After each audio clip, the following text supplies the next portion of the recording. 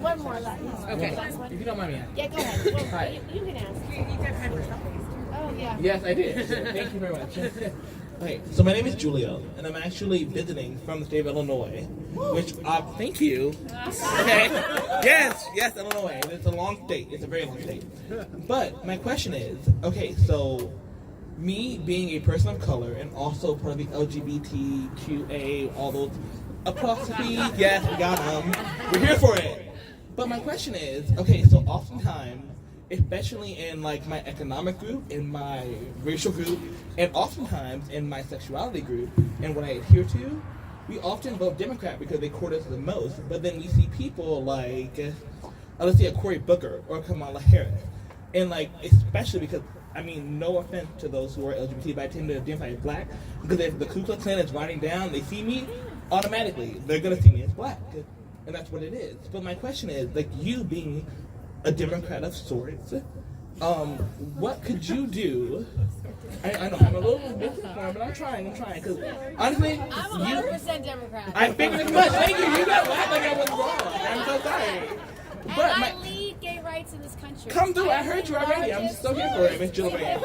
Like, you know what? I am still here for that. But my question is, so like, as a black man of color and also of the LGBTQ community, my question is, how could you court in a way that does not shirk the abilities of Kamala and Cory, but you also can stand on your own as a person of a certain color, that I don't have to feel like I have to just vote black because I'm black? Right. So my question is, what can you do to court us in a way that we don't feel shirked or minimized or like we're just some commodity in the trade? Right. Yes. I got you. Okay.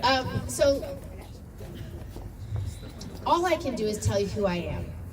And I can tell you what I believe in, and what I fought for, and what I will fight for in the future. I want to talk about gay rights first. Please. So, when I became a freshman senator, first appointed, I sat down with Lieutenant Dan Choi, who is a man who had served in the military. He joined the military because he believed in the character and integrity of our U.S. military, of sacrifice. But he was told he had to lie about who he was every day, who he loved. And when I heard his story, I was really outraged that a man who would sacrifice his life for this country, who would die for this country, was being denied the right to do that based on who he loved. So I took on the cause of Don't Ask, Don't Tell repeal. And I talked to my party. And I can't tell you how many people looked at me in the eye and said, why are you doing this? Why are you doing this now? And I looked them back and I said, when is civil rights ever convenient? You do it because it's right, because you do it because you should, and you're going to do it because we must. And they did. And so we ultimately passed the repeal of Don't Ask, Don't Tell. It was the first piece of pro-LGBTQ legislation in the Senate that was meaningful, and it was part of the march towards equality. Before we passed Don't Ask, Don't Tell repeal, New York failed to pass gay marriage. After we repealed Don't Ask, Don't Tell, we succeeded in repealing passing gay marriage in our state. So every success in LGBT rights built on ourselves. But I want to talk about our transgender troops now. So I serve on the Armed Services Committee, and I've been on it for 10 years. And I always look out for the men and women who serve. I cannot tell you how outraged I am that President Trump is denying the ability to serve if you are transgender.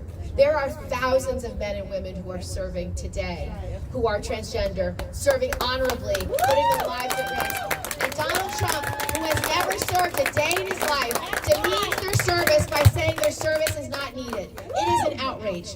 But it is more personal than that. I have a transgender boy in my school community. I watched when she was in 5th grade and she cut her hair short. I watched her in 6th grade dye her hair blue.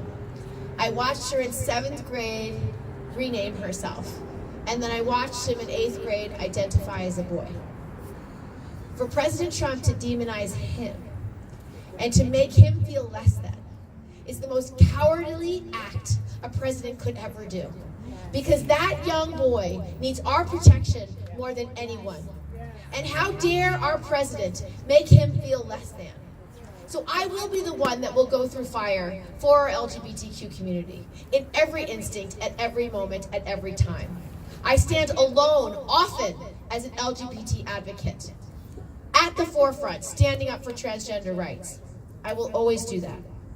I will also stand at the forefront on fighting against racial inequality, fighting against institutional racism and systemic racism. I lead the advocacy on ending maternal mortality because in America today, if you are a black woman, you are 4 times more likely to die in childbirth because of unbelievable bias in our healthcare system.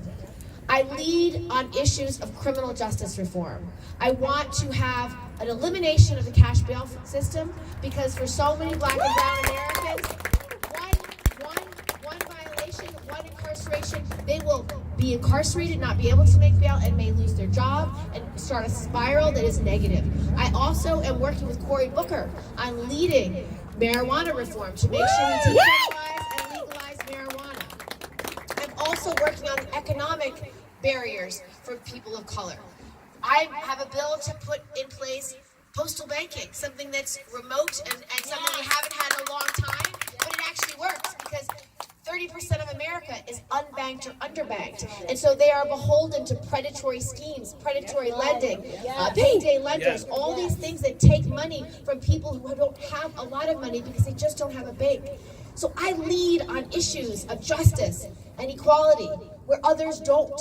And I am the person who will continue to do that because that's who I am. I do what's right even when it's hard, especially when it's hard, and I will continue to do that as President of the United States. Come through. I'm satisfied. Come through. All right, well, I'm here to take selfies with anybody who wants a picture. Thank you for coming out. And as you begin to meet all the candidates, if you decide you want to caucus for me, will you please let me know? I know I have to earn your support over time, but I intend to do so. Thank you very much. Oh, sorry. No, I'm Michael. I work Yeah. for a local newspaper. So we have time for a quick interview. Yeah, Just sure. right here is good. I'm really Julio, right? Julia.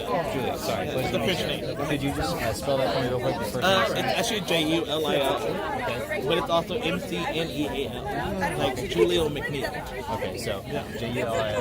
McNeil. Okay, is the N capitalized in McNeil? It is actually. Okay, great. And your age, please?